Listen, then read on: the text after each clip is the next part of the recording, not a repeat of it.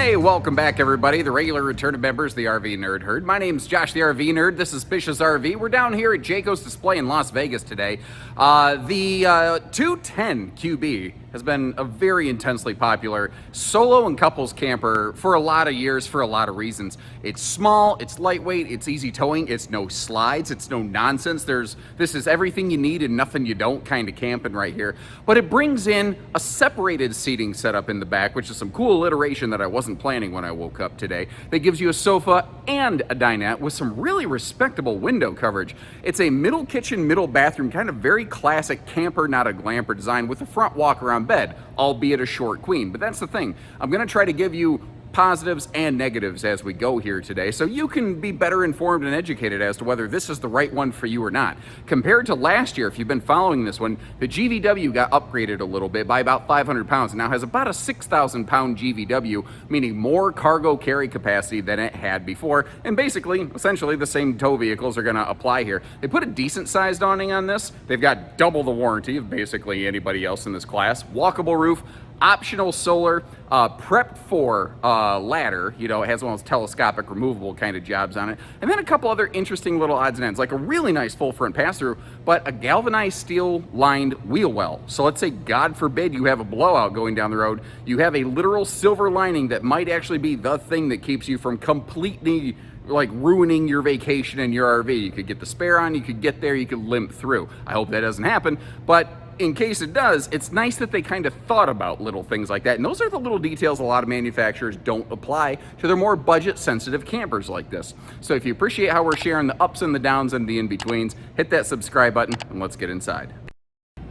This model, I think, has been really popular among what I call the slide skeptics. And I don't mean that in a negative connotation. There's just some folks who just have had slides, had a bad experience, heard about somebody who had a slide with a bad experience, or just don't want to take the chance or something like that.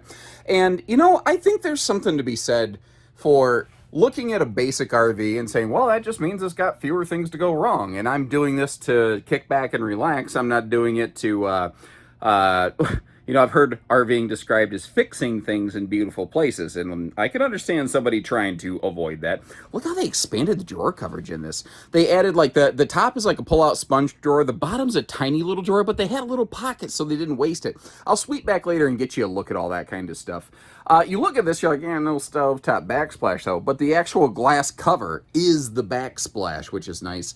It is also worth noting they have maintained the use of an oven, and you still have an actual stovetop exhaust vent hood that will get that cooking smell and heat and humidity and everything out of the RV. Speaking of controlling heat and humidity, central air in a budget-focused, no-slide camper is an exceptionally rare thing, as is a really strong lighting package like this. If you are photosensitive, you might want to look away. I'll give you a 1, 2, 3.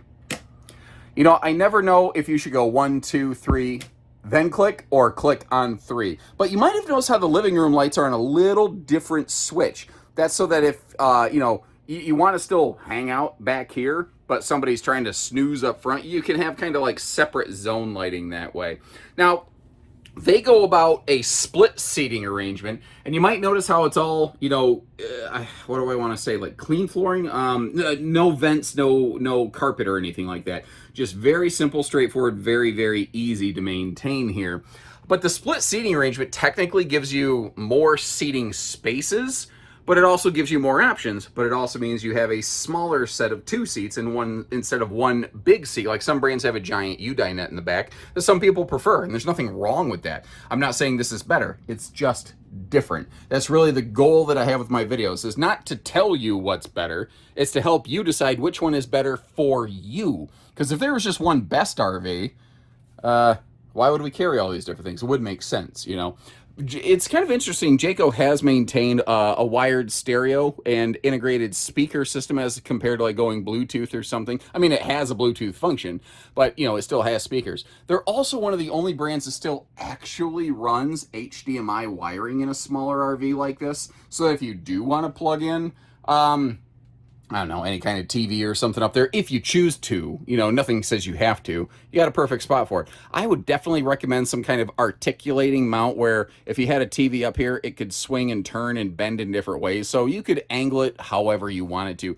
Just make sure you pull out the old stud finder, hold it up to your chest and go, yep, there's one. And that way it's calibrated properly. Because if you don't do that, basically, you know, cats and dogs living together, mass hysteria, Ghostbuster references, you get the idea. Where do we want to go from here? Let's fold the seating down into a little bit of a sleeper, and we're going to transition that into our storage kind of look at this RV as we twist our way around. Now, both of these fold down into small sleepers. That is the thing. It's not one big sleeper, and they don't meet in the middle. Maybe you can come up with some kind of cushion arrangement, but they don't have it. Both sides of the dinette fold down or are empty, so you do have storage capacity available under those. One of the other things that means, even though it's not a factory offered thing, if you wanted to take out the dinette and put something else in here, you absolutely could. It's just a couple brackets kind of holding the dinette together. You could take this thing apart. You could make it like a little book nook. You could add a second lounge. You could do about anything you want. You could leave it wide open. If you just prefer wide open, you could have a nice little dog space or a little corner for a tiny Christmas tree for Tiny Tim, you know, after Ebenezer meets the ghosts, as it were. All those things could be done. I bet you never even knew about Ebenezer being available in this Jayco, but hey, there we are. All the cabinetry, by the way, is all pocket screwed lumber core, and if what that means is that there is an actual wood center, kind of like, you know, the center of a Tootsie Roll Pop. The center of the cabinet construction is wood. Now, it does have a like compressed particle board fascia with a sticker veneer wrap on it, so it's not like it's an all hardwood cabinet. Don't let somebody ever try to smoke screen you on that kind of crap. Again, it was hard to kind of see, but that bottom drawer over there, they just had a little extra bonus space. So they just did something with it instead of wasting it. Now, this is a small basic kitchen. It's got just all the bare necessities. That's it. But, I mean, maybe as a solo little camper, maybe that's all you potentially need right there, you know? They only go one decor on these now, so they you know, you don't have two different color swaptions. They kind of just merge the best of both worlds there. And in case you're curious, your heat's going to come out of the side of cabinet ducting like that. And again, your air conditioner is centralized. But not only that, each duct can turn and close individually. So like, I'm a chubby hot body. You know, I keep a high core interior temperature. So for me, it's nice to be able to have cold air blowing directly all over me. Like, I don't know, like someone going through hot flashes, I guess. But, not to, what do I want to say, undermine or minimize what that is. You know, I've seen people go through that. That looks terrible. That looks absolutely terrible. And I feel very fortunate I don't have to actually endure anything like that. So I'm going to retract that statement. Apologies. Anyway, moving on, focusing on the actual RV here. This is a short queen. It's a 60 by 74 short queen. If you look, there's plenty of room at the foot of the bed to go with a true queen, especially if I get this curtain out of the way. There's tons of room down here. You could put a true queen in this and be just fine. I kind of wish they'd just do it from the factory, but they don't. I've been asking for years. I haven't won that battle yet. Maybe one day, maybe with your support. We'll see. Nice little spot for a TV hookup over here on the wall. You also, this one's outfitted with their optional solar package. So this is where your charge controller would be located.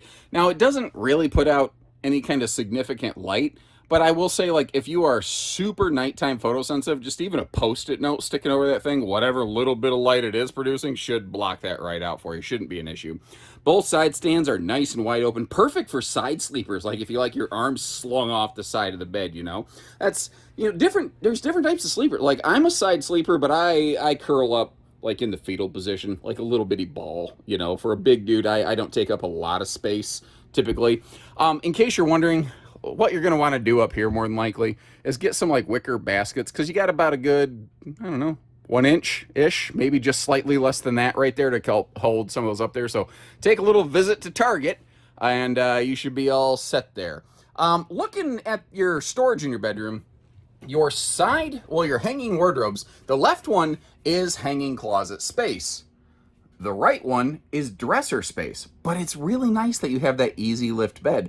Having gas struts under the bed, again, Not something you typically find at this price point. And that's what I want to mention. Like, there's certainly RVs that have fancier equipment. Question. Like, this is a privacy curtain, not a total privacy door. You know, there are fancier pants, shinier shoes kind of campers out there. That's not what this is intended to be. But for what it is trying to do, it's more upscale in some ways than a lot of basic trailers. Now, if you've had a big lunch, it's going to feel a little bit tighter on that toilet. I am glad it wasn't any tighter, and I was very thankful that you have that little cutaway in the countertop over there. That, by the way, perfect little spot for like extra toilet paper rolls, things of that nature. Decent counter space, basic thing, but basic camper. You know, basic shower curtain, basic tub, but at least we do have shower surround paneling, and one of the things I haven't mentioned yet, this RV's taller inside. It's got a 6'9" floor-to-ceiling clearance. So if you're a little over 6 foot wearing shoes like me, you notice you got a couple extra inches of headroom above you there in the shower. And that, ladies and gentlemen, is a very handy feature and almost a unique defining quality in this size and segment of RVs. And every now and then it's really nice to get a lighter weight trailer that you don't need a giant mega monster truck to tow around, that still has you know, some decent towability factors. Like, it doesn't have a fancy enhanced suspension or anything like that, but it is tandem axle and it is short length. Something people don't realize, the longer the trailer, the more easily it pushes and bosses around your RV. So, or your vehicle rather. So a short RV like this automatically introduces less sway into your towing equation as compared to like a big 40 footer. And the fact that it's tandem axle also tends to make it track a little bit better behind you. Now, if you look up there at the restroom sign, you might notice a funny gray line sticking up over the roof line. This RV does have the optional 200-watt solar package applied to it. Now, it says roof solar prepped by default. Well, what does that mean? Basically means there's a plug on the roof and a little bit of a wire that goes down into the wall where you could install a charge controller, and that's it. All the rest of the work still needs to be done. Backup camera prep, that's a little more plug and play. The telescopic ladder prep with a little bracket up there, if you get one of those things aftermarket or like from our stores or whatever, those will take care of you. Something you can't see, probably standing all the way back here, is just behind the rear stabilizer jack. This does have a propanus, which is a gas grill quick connect, but when the gas comes out the backside, that's when it gets the special RV nerd moniker. It is nerdism number 37, if I'm not mistaken. It comes before 37 and after 37. Why are they all 37? Well, that's a great question. Thanks for asking. Up front here, handy little sticker reminding us of the fact that they've pretty much got about the best warranty available in this class and price point. I'm not really aware of anyone else matching what they're doing here. Now, the magnet holdbacks on the baggage doors are nice, but in a basic class camper like this, it's not the kind of thing where the manufacturer tends to spring for like the fancy slam latches. They're nice, it's just not something that you're going to find here. What is nice is a full pass-through with big doors on both sides. Even a light over there on that side. Now, to be fair, it's only one light on one side, but again, a lot of basic stick and tin campers like this have no lights on either side. The last couple years, they've been lightening and brightening up the exterior color palette on these, which I think will help. If you are in crazy hot sun country, the tinted windows are nice. You're going to want to pull the window shades down if you are in crazy hot sun country, just as a recommendation factor. But this being a no-slide small RV, there's less cubic foot of space to cool. It should cool pretty effectively. But if we have any like Texas owners of a model like this, do us a favor. Chime in, man. Help us all out here. Now, the sewer outlet is a single point connection, so everything drains out of there. And it's so boring to talk about. This camper has a black tank flush. This camper has a hot, cold outside utility shower. This camper has a 60,000 BTU water heater. But those are all features you don't normally find for these dollars and cents. Although, to be fair, the on-demand water heaters are definitely becoming a more common thing. There's a couple other brands, like Cherokee has a model called a 20RDSE that is very similar, but with a full wraparound rear U-dinette. Springdale has something like that, a couple manufacturers. So what I want to do is leave you some links in the video description to take maybe a look at some of those other videos, but also if you like this one, and whether you're curious or serious about the price tag, there's a link there for you. One click away, always get real pricing. And it's really important because this model is produced both in Indiana and Idaho, and it has different variances. They have different shipping costs to different stores, different equipment packages. Not to mention, we could just have them optioned differently. So you'll see actual pricing on real in-stock units as those units are equipped, whether you watch this right away when it comes out or a year from now. That one link will rule them all, Lord of the Rings style. So thanks again for tuning in. If you appreciate what we do, hit that subscribe button and catch us on the next one. So take care, stay safe, have fun, and happy camping, everyone.